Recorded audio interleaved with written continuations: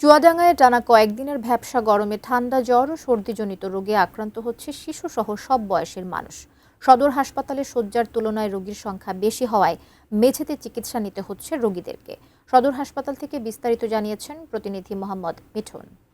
টানা কয়েকদিনের ভ্যাপসা গরমে চুয়াডাঙ্গা সদর হাসপাতালে বেড়েছে রোগীর সংখ্যা। বিশেষ করে এই মৌসুমে সবচেয়ে বেশি আক্রান্ত হচ্ছে শিশুরা। আমরা সদর হাসপাতালে দেখেছি প্রতিটা কেন্দ্রে আসলে বিশেষ করে শিশু ওয়ার্ডে আমরা ঘুরেছি, সেখানে দেখেছি জ্বর, ঠান্ডা, কাশি এবং ডায়রিয়ায় আক্রান্ত হচ্ছে। তবে এখানে শয্যার তুলনায় রোগীর সংখ্যা অনেক বেশি আমরা দেখতে পেয়েছি, যার ফলে রোগীদের অনেকেই ফ্লোরে অবস্থান করতে হচ্ছে। তবে এই সময়টা আসলে রোগীর অতিরিক্ত চাপের কারণে একদিকে যেমন চিকিৎসক নার্সদের চিকিৎসা সেবা দিতে হিমশিম খেতে হচ্ছে, অপরদিকে এখানে কিন্তু এই হাসপাতালে ঔষধের সংকট দেখা দিয়েছে। আমরা এখানে দেখেছি যে সমস্ত অভিভাবক আছে তাদের সাথে কথা বলে তারা কিন্তু জানিয়েছে যে এই মৌসুমে বিশেষ করে শিশুদের যে জ্বর, ঠান্ডা, ডায়রিয়া হচ্ছে, এখানে হাসপাতালের পক্ষ থেকে সে ধরনের কিন্তু ওষুধ দেওয়া হচ্ছে না।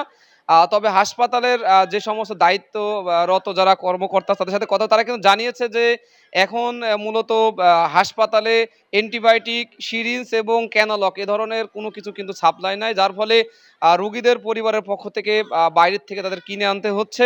এই অঞ্চলের বেশিরভাগ মানুষ কিন্তু অনেকেই দরিদ্রতার মধ্যে জীবনযাপন করে থাকে। তার ফলেই এই অঞ্চলে যে সমস্ত সরকারি হাসপাতালগুলো আছে তাদের কিন্তু চিকিৎসার একমাত্র ভরসা কেন্দ্রই এই সমস্ত চুয়াডাঙ্গা সদর হাসপাতাল সহ এ জেলার ৩টি হাসপাতাল। তবে এই মৌসুমে প্রতিটা স্বাস্থ্য কমপ্লেক্সেই শিশুরা কিন্তু অনেকেই এই জ্বর, ঠান্ডা, কাশি, ডায়রিয়ায় আক্রান্ত হচ্ছে।